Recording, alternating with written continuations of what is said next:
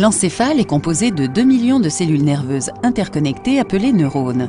Afin que l'encéphale fonctionne pour qu'une personne puisse penser, se déplacer ou ressentir, ces neurones doivent communiquer. C'est ce qu'ils font en recevant, traitant et envoyant des signaux chimiques appelés neurotransmetteurs.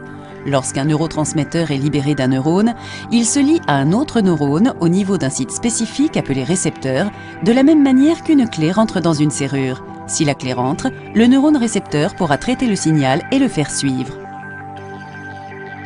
Un médicament est une substance quelconque qui, une fois qu'elle est présente dans l'organisme, en modifie le fonctionnement.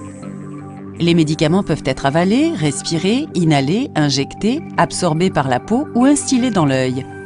Quelle que soit la voie d'administration, la majeure partie des médicaments va finalement se déplacer dans le système circulatoire et atteindre l'encéphale.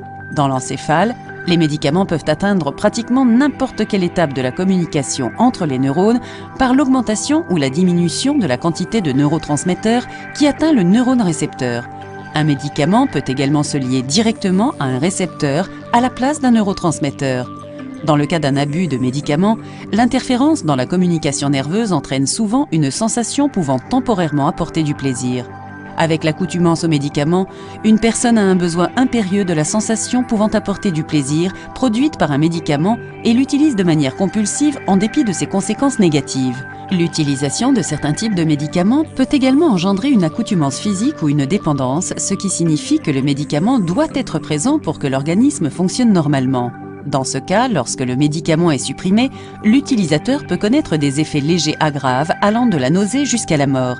Il existe de nombreuses manières de traiter une personne souffrant de pharmacodépendance et un programme surveillé par un médecin est le moyen le plus approprié et le plus sûr.